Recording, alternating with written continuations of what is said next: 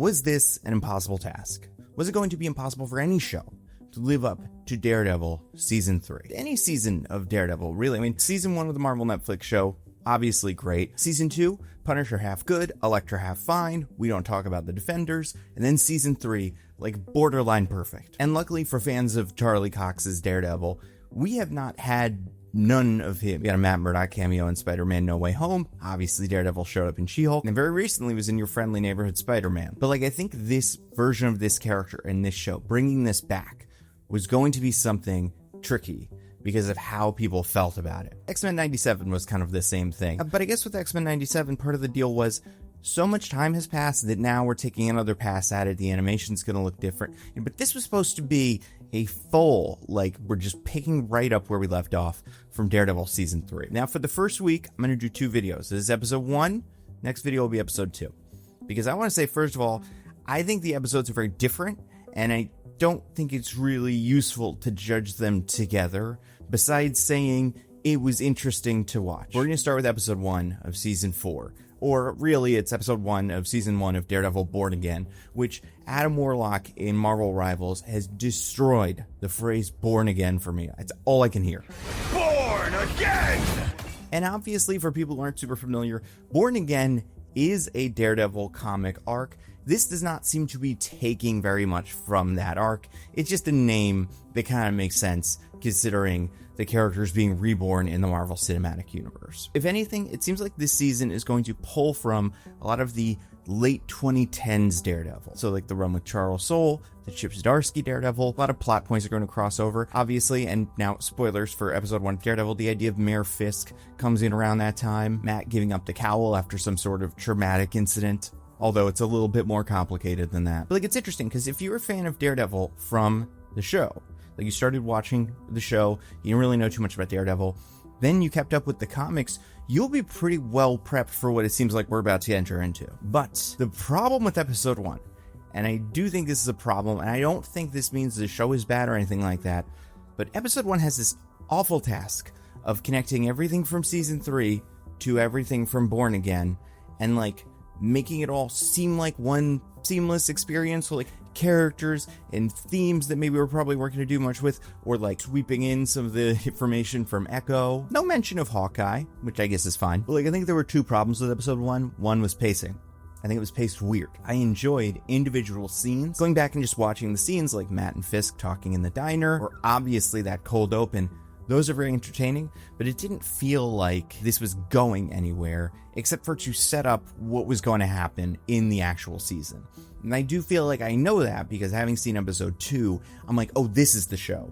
This could easily have been the first episode if there wasn't a big time gap. Like if it wasn't something where they had to address where is everybody and all this time has passed, or what are they doing now? Like if we could have just started fresh with episode 2, I think that would have been perfect. But obviously there was stuff in episode 1 that was important. And I don't think this did like anything to MCU-y where there was too much like, hey, you remember what happened in this other show? Like they kind of mentioned like a vigilante tried to kill me and I hated that.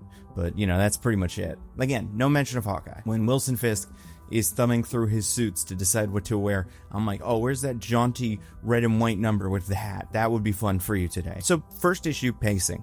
Again, I don't think it is bad, but I don't feel like it's telling a very complete story, especially because what it's doing is trying to get Matt from where they end season 3 to where they want him to be in the second episode of Born Again, which is where this really feels like it starts. And with Fisk, it's connecting everything with Hawkeye and Echo and this Mayor Fisk arc and tying it all up so that when episode 2 begins, we're doing Mayor Fisk and we're fully into it. But that being said, I have a hard time fully disliking the episode because of the pacing, because of how much I like the individual scenes. Obviously, you know, Charlie Cox and Vincent D'Onofrio are doing really good jobs. These are characters they feel very connected to. It's clear that they're very interested in continuing the legacy of these characters, even if it is outside of the Daredevil show, which I think is great. But also, it feels like these characters are very personal. And even if this version of Wilson Fisk is not exactly like comic Wilson Fisk, like this is a character who has been built up over the course of 3 seasons of Daredevil and a little bit of Hawkeye and a little more of Echo, so that this does feel like a continuation of what we liked about original Fisk. I'd say the same is true of Matt. I guess the thing that's a little trickier with Matt is everything we're doing in episode 1 is going to break Matt down so that we can start kind of fresh in episode 2, and it definitely still felt like Matt. I still really enjoyed the banter, the chemistry with Foggy and Karen, and then like the brutality of the fighting I think was great, all that yelling and screaming, but I think we get better Matt in episode 2 than in this episode. I would say the other issue I have with this episode is just like the look of it. This episode had a lot going on with how it was shooting everything. Like the frame was expanding and contracting when Matt was hearing things, which I think is fine. If anything, for me, that kind of stuff feels a little distracting. Like I think there's other techniques you can use to make that work without expanding the frame, because it always reminds me, oh, I'm looking at a television. I don't know if that's just me. Beyond that, there were other shots where the camera became like square. I think some of the lighting felt very artificial, and then some of it felt very natural. Had a lot of handheld cameras, a lot of static cameras. I'm not saying the show needs to look one way or anything like that. It just felt like this first episode was them trying to do a lot of different things. It was going for a lot, and I appreciate that. But especially when we were getting into the fight choreography, I don't think it all mixed particularly well. I also think, and I've seen this word used a lot, the compositing of everything that was going on in this fight just looked weird. Some of the action looked kind of stiff. Like, for instance, when they're on the roof and fighting, like that felt like something that was added in CGI or something like that. It's so hard to tell because I'm not an expert on that. I'm just an expert on watching it and going, I don't love the look of that. Or that shot of Matt jumping around on the rooftop. Like, I think a shot like that is awesome, and I love that they're doing that. That felt a little unfinished for me, which I feel like I only didn't like because there was so much going on in those fight scenes that I had to rewind again just to like fully see what happened. Like, listen, I'm sure I'm going to say this, and people are going to say, what are you talking about? I watched that and I had no problems with that. I'm not saying that it wasn't incredibly clear.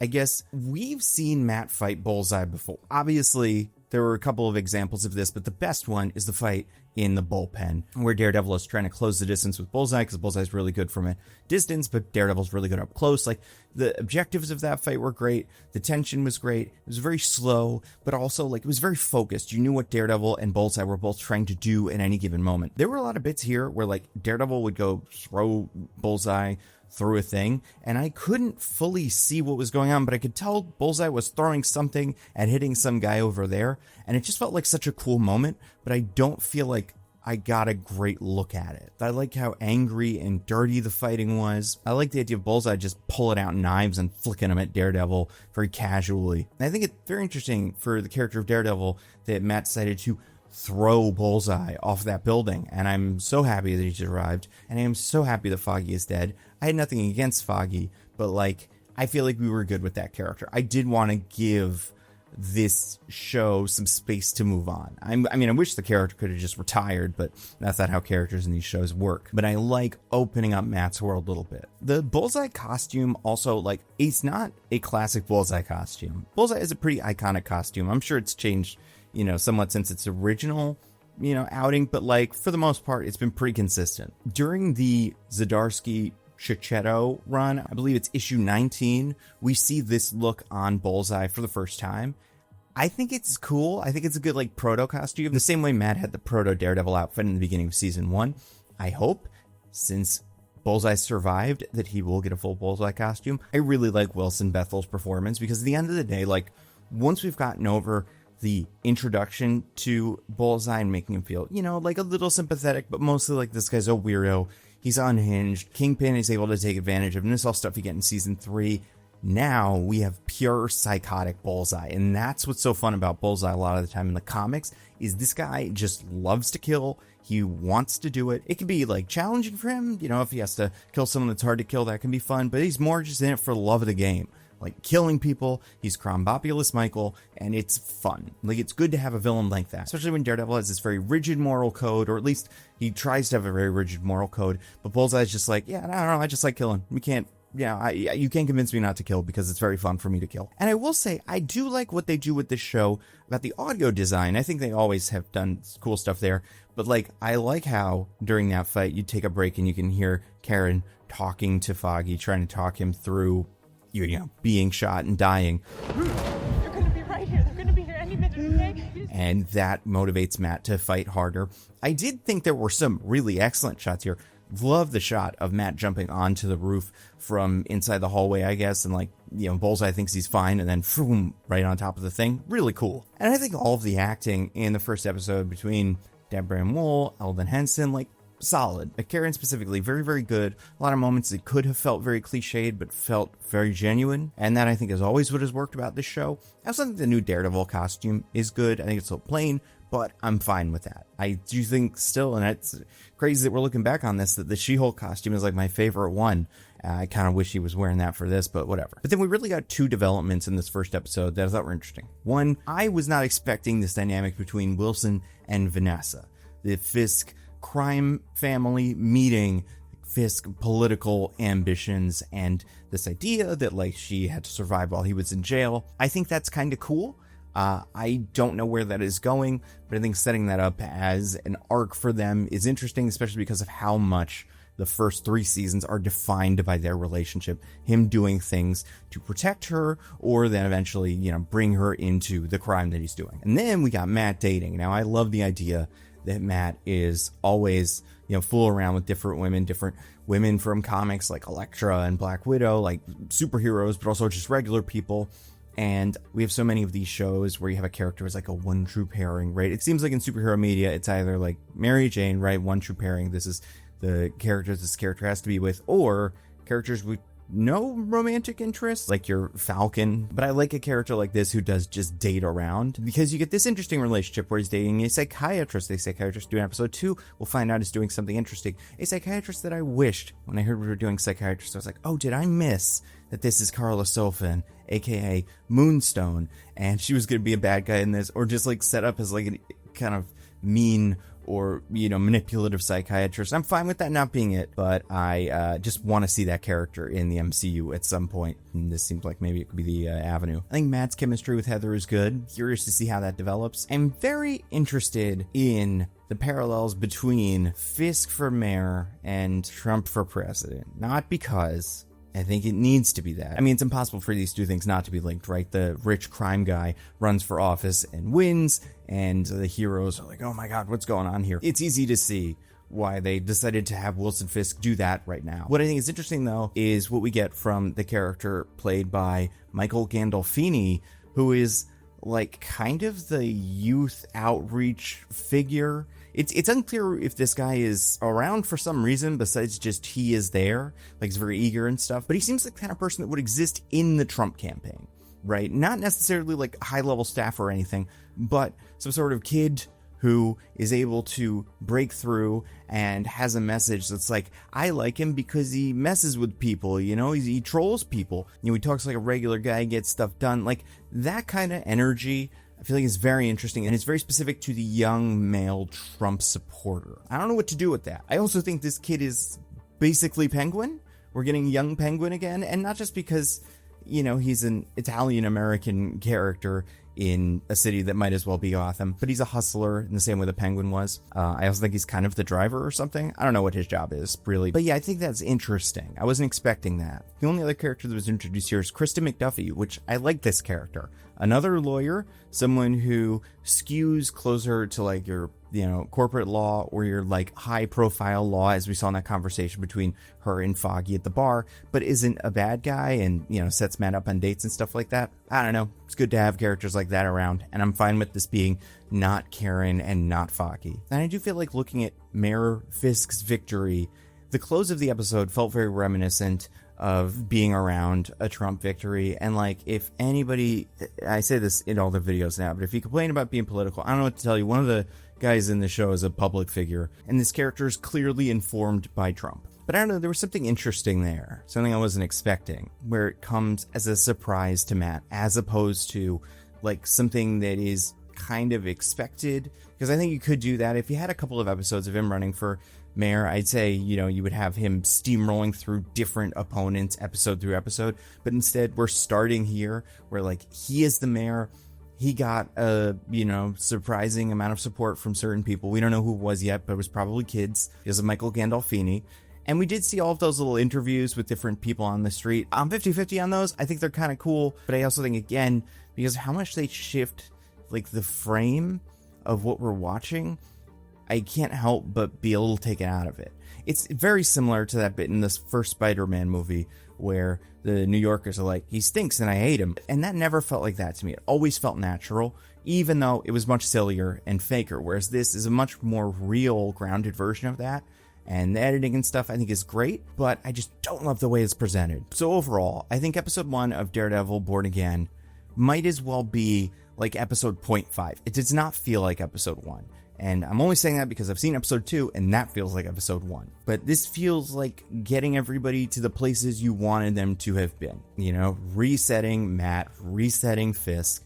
And I understand that bringing this show back, you're going to have to do a lot of that. But I think the episode itself suffers. And I think if you just watch this one, I would understand if someone's like, oh, I'm like kind of worried about this. And then by the time you get to episode 2, I think it all becomes much more focused and it starts really moving. That being said, I think it's had some very cool and ambitious fight scenes. I love seeing Bullseye back. I think some of that fighting didn't look perfect and it was kind of messy, but I appreciate them going for it. I appreciate them trying different things, trying to mix, you know, practical effects with CGI, whatever it was they were doing. I just don't think it fully worked here. But at the end of the day, what people love about this show is Charlie Cox as Daredevil and Vincent D'Onofrio as Wilson Fisk. And I think both of those actors and characters felt completely like carried right over from Daredevil season 3 on Netflix. And that is the one way that I think the show could have fully lost people, is if it was like, oh, they just reset them to be a cleaner Disney version and it's not going to be as cool and fun and it's not going to feel as real. And what's the point? Like, this feels like something that is very true to the original series. And for that reason, I definitely can't hate it, but I think that there's more good stuff to come now that episode 1 is finished. And we'll talk about that in the next video, which you can watch early on Nebula. It is a subscription streaming service that I helped to create with a bunch of my other YouTube friends. People you definitely know if you like my channel, like Patrick Willems, Captain Midnight, Big Joel, H Bomber Guy, Princess Weeks, and a bunch of others. Go to the Culture tab and just poke around. You will find someone you already love. And for my Nando V Movies and Nando Cut videos, the entire Nando Cinematic Universe, they all go up early on Nebula. The Nando V Movies videos are usually a week early. The Nando Cut videos are usually closer to a day or so. But when it comes to a movie review, that can mean the difference between me recommending you immediately see a movie like Deadpool and Wolverine, or me warning you that you immediately see a movie like Madam Web. Either way, see Madam Web. Madam Web's great. Also, if you've seen these ads in the past, you've definitely seen me talk about Abolish Everything, a new show that was coming to Nebula. Well, they recorded it and it came to Nebula and it's great. It is so funny. I had such a good time watching it. Check out the trailer online and then definitely go watch an episode. I don't know if you guys are like me, but this is the kind of thing I could watch full seasons of. You can also download videos to the Nebula app and watch them wherever you want. And we're adding new creators every day. We have guest passes. It's really incredible. And speaking of incredible, Nebula is already a steal at $60 a year, $5 a month.